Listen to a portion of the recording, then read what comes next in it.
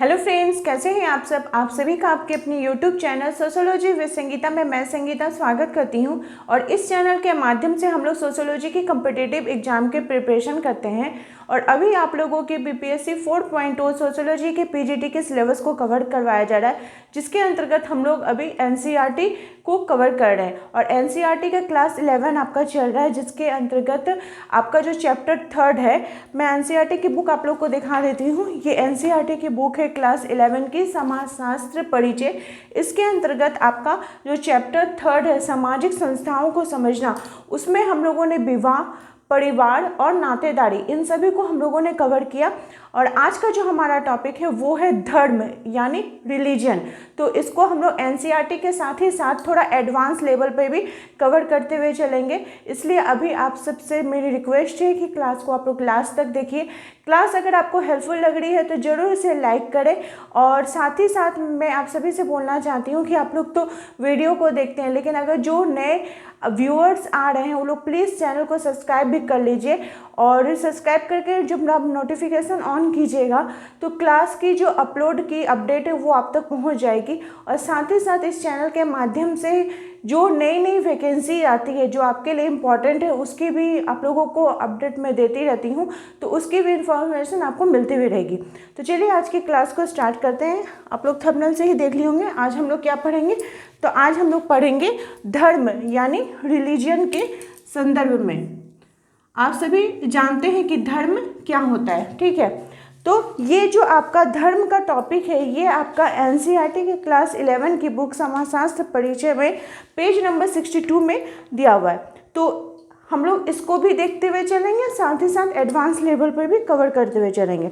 तो बोला जा रहा है कि धर्म क्या है, ये बहुत ही लंबे समय से हमारे समाज के अंतर्गत विद्यमान है। अगर आपको बोला जाए कि आप धर्म से क्या समझते हैं, तो आप बोलिएगा कि धर्म तो बहुत सारे होते हैं, जैसे हिंदू, मुस्लिम, सिख, ईसाई, बौद्ध, जैन, पारसी, ये सभी इसके अंतर्गत आ जाएंगे। लेकिन अगर इसकी बात की जाए शाब्दिक अर्थ की, तो धर्म का शाब्दिक जो अर्थ होता है वो क्या होता है। धर्म किससे बना है, तो ये ध्री धातु से बना है। किससे बना है, ध्री धातु से बना है, जिसका कि अर्थ होता है धारण करना, ठीक है। क्या अर्थ होता है, धारण करना। तो हम लोग क्या धारण कर रहे हैं, हम लोग अपनी ड्यूटीज को धारण कर रहे हैं, उसको बोला जाता है धर्म, ठीक है। धर्म का जो शाब्दिक अर्थ हो गया धारण करना। हम क्या धारण कर रहे हैं, तो हम अपने ड्यूटीज को हम धारण करते हुए चल रहे हैं। तो जैसे कि हम सभी जानते हैं कि धर्म क्या हो जाएगा, आप बोल सकते हैं कि हिंदू, मुस्लिम, सिख, ईसाई, ये सब हो गया। लेकिन हमको तो ये नहीं पढ़ना है।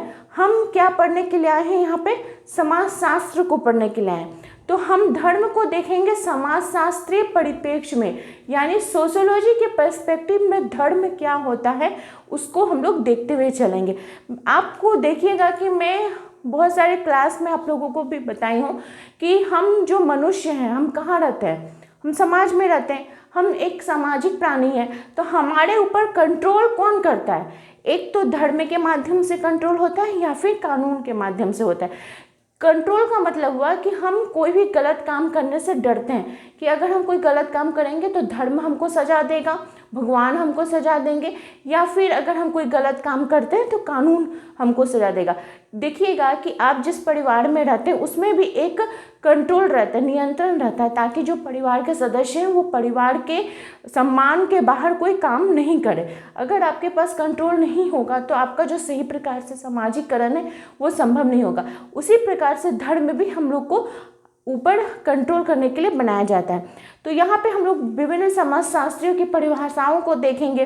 बोर्ड पे सारे समाजशास्त्री की परिभाषा लिखना तो पॉसिबल नहीं है, इसलिए मैं बोलते हुए चलूँगी, आप लोग उसको नोट डाउन कर लीजिएगा, या फिर जो स्टूडेंट पेड ग्रुप से जुड़ेंगे उनको मैं सारा PDF फॉर्मेट में नोट्स जो है वो प्रोवाइड कर दूँगी।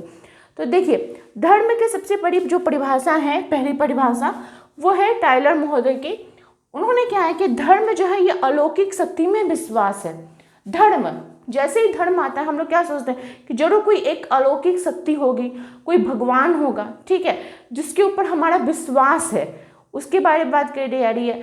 तो ये एक परिभाषा किनके द्वारा दी गई है, टायलर महोदय के द्वारा, कि धर्म क्या है, यह एक अलौकिक शक्ति में हमारा विश्वास को दर्शाता है कि हम उसमें विश्वास करते हैं। नेक्स्ट है फ्रेजर महोदय। फ्रेजर महोदय की पुस्तक बहुत ही इंपॉर्टेंट पुस्तक है, द गोल्डन बॉ। इसमें उन्होंने धर्म को जादू के साथ रिलेट करते हुए बताया है। वो क्या बोलते हैं कि धर्म से मैं मनुष्य से श्रेष्ठ उन शक्तियों की आराधना समझता हूँ। किससे श्रेष्ठ, तो मनुष्य से श्रेष्ठ। तो मनुष्य से श्रेष्ठ कौन होगा, कोई अलौकिक शक्ति होगी, उनकी आराधना को समझता हूँ, मतलब उनकी पूजा पाठ अर्चना को समझता हूँ, जिनके बारे में यह माना जाता है कि वे प्रकृति और मानव जीवन के मार्ग को दिखाती है।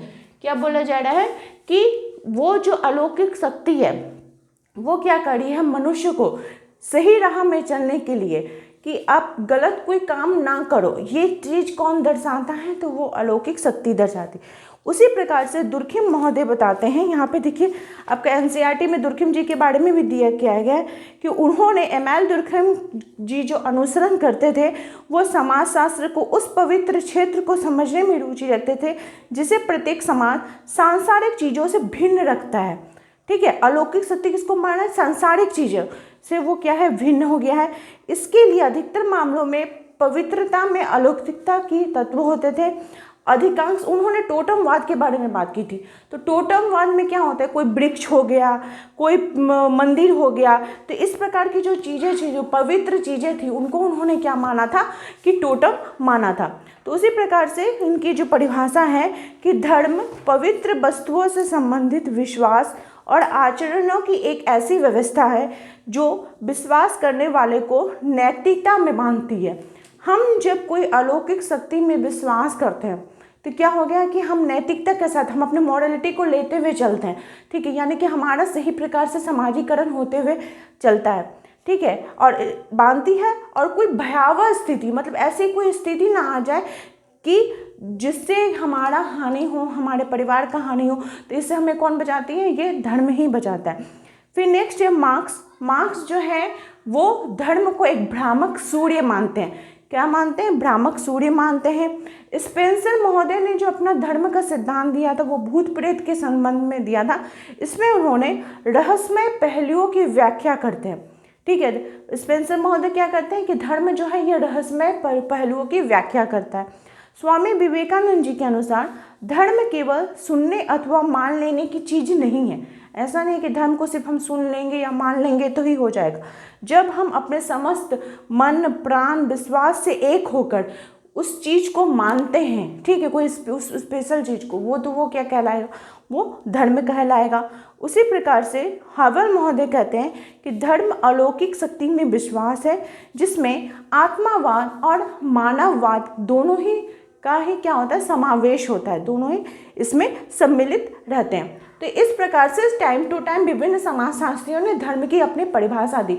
धर्म की परिभाषा देते हुए हम लोग क्या देखते हैं कि इसकी विशेषताओं को देखते हैं। ठीक है, तो विशेषताओं को देखने का, जब हम विभिन्न परिभाषाओं को देखेंगे तो परिभाषाओं को देखने के बाद हम जब इसकी विशेषता के पास आते हैं तो क्या देखते हैं कि धर्म जो है यह अलौकिक शक्ति में विश्वास है। किसमें विश्वास है, तो अलौकिक शक्ति में। कोई स्पेशल शक्ति है जिसके ऊपर हम विश्वास करते हैं।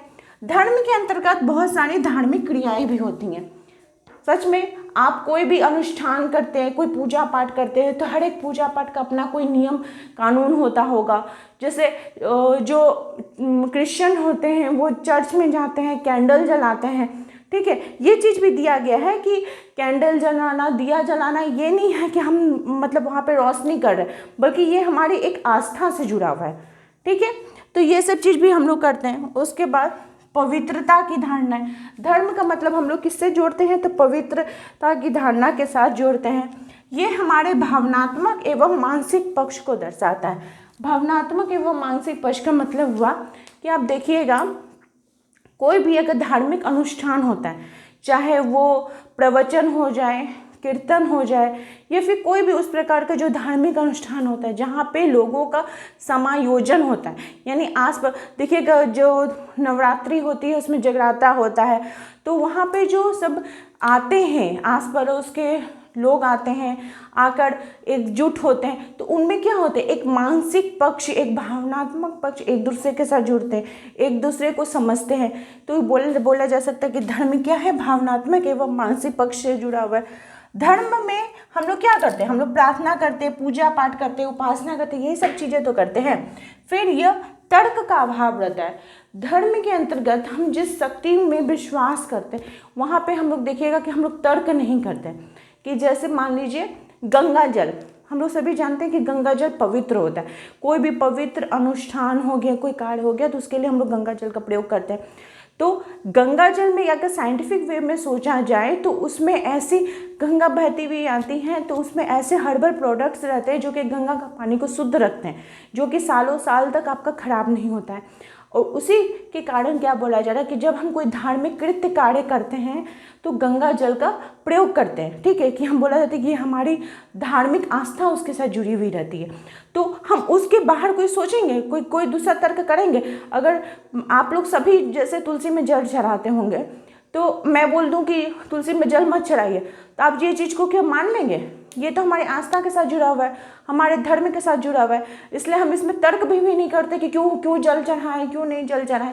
ठीक है, तो ये तार्किकता का हमें धर्म के अंतर्गत अभाव देखने को मिलता है, और ये हमारा मानसिक नियंत्रण भी करता है। मनुष्य क्या होता है, धर्म से जुड़ा रहने से क्या होता है कि वो उसके बाहर कोई काम करने से डरता है। तो ये सभी तो था धर्म की विशेषताएं, जो कि हम लोग विभिन्न परिभाषाओं के माध्यम से समझे थे।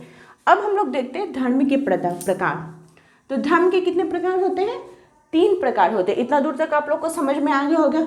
अगर आप लोगों को किसी प्रकार में कोई भी डाउट हो रहा है तो मुझे कमेंट करके आप लोग जरूर बताइए, और साथ ही साथ सेशन को लाइक भी करते हुए चले, क्योंकि आपके लाइक और आपके कमेंट ही मुझे मोटिवेट करते हैं ताकि मैं आप तक और बेहतर क्लास को लेकर आ सकूँ। ठीक है, धर्म के प्रकार। धर्म कितने प्रकार के होते हैं? तो धर्म जो है ये 3 प्रकार के होते हैं। कौन कौन से? सामान्य धर्म, विशेष धर्म और आपद धर्म। जैसा कि नाम से भी आप लोग इसको समझ गए होंगे। सामान्य धर्म वैसा धर्म होता है जो कि सत्य, अक्रोध, इंद्रिय परक, धैर्य, क्षमा आदि का पालन करते हुए हम लोग जो हमारा नॉर्मल, हमारा जो रिलीजन, उसको हम लोग फॉलो करते हैं। विशेष धर्म के अंतर्गत ऐसा धर्म जो कि अलग अलग परिस्थिति के अनुसार बदलता है, जो कि लोगों के व्यक्तिगत और सामाजिक जीवन से संबंधित होता है, उनके व्यवहारों से अलग अलग परिस्थिति में अलग अलग हो जाता है। जैसे क्रिश्चियन लोग अगर मोमबत्ती जलाते हैं तो हिंदू दिया जलाते हैं, परिस्थिति चेंज हो जा रही है। आस्था तो धर्म की ही है ना, भगवान की ही उपासना की है। ठीक है, नेक्स्ट है आपद धर्म। आपद मतलब संकट काल के समय जो धर्म अपनाया जाता है उसको क्या बोला जाता है? आपद धर्म बोला जाता है। तो हम कह सकते हैं कि धर्म के माध्यम से क्या होता है, व्यक्ति का और समाज में रहने वाले जो व्यक्ति हैं उनका व्यक्तित्व का विकास होता है। ठीक है, इतना दूर तक आप लोग समझ में आ गए होंगे कि धर्म कितने प्रकार के होते हैं? तो 3 प्रकार के। ऐसे छोटे छोटे क्वेश्चंस जो है ना आपको एग्जाम में देखने को मिलेंगे। ठीक है, और उसी में आप कंफ्यूज कर जाएगा। इतना दूर तक तो आप लोग धर्म को। अब ये जो टॉपिक है ये बहुत इंपॉर्टेंट टॉपिक है। ठीक है, क्योंकि इससे ही क्वेश्चन आपको अधिकतर क्वेश्चन देखने को मिल जाएंगे। क्या बोला जा रहा है? धर्म की उत्पत्ति के सिद्धांत। धर्म का जो उत्पत्ति हुआ है तो विभिन्न समाजशास्त्रियों ने अपने अलग अलग सिद्धांत दिए। देखिए, अगर आप यूजीसी नेट का तैयारी कर रहे हैं तो थोड़ा आपको और डिटेल्स में पढ़ना होगा। हम लोग यहाँ पे बीपीएससी पीजीटी लेवल की तैयारी कर रहे हैं, और ये क्लास आपको यूपी पीजीटी में भी हेल्पफुल करेगा, या फिर जो नई एक वैकेंसी आने वाली ईएमआरएस के बारे में, उसके बारे में भी आप लोगों को बताऊंगी।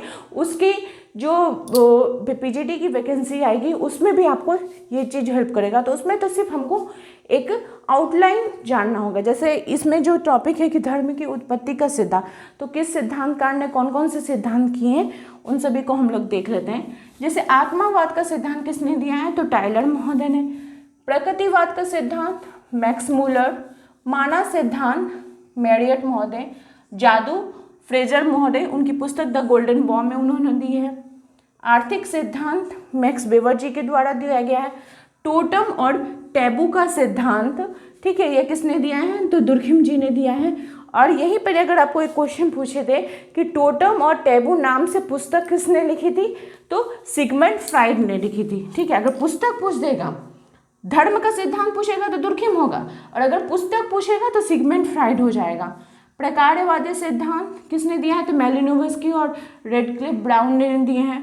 भूत प्रेत का सिद्धांत स्पेंसर महोदय, और मानवतावादी सिद्धांत अगस्त कॉम्ट, संस्कार सिद्धांत राजबली पांडे। ठीक है, तो ये था आपका धर्म का टॉपिक, और इससे बाहर आपको कोई भी क्वेश्चन जो है वो देखने को नहीं मिलेंगे, आपके क्वेश्चन इसी के अंतर्गत आएंगे। इसी प्रकार से आप लोग चैनल के साथ बने रहिए। आप सभी का मेरे चैनल में बने रहने के लिए बहुत बहुत धन्यवाद।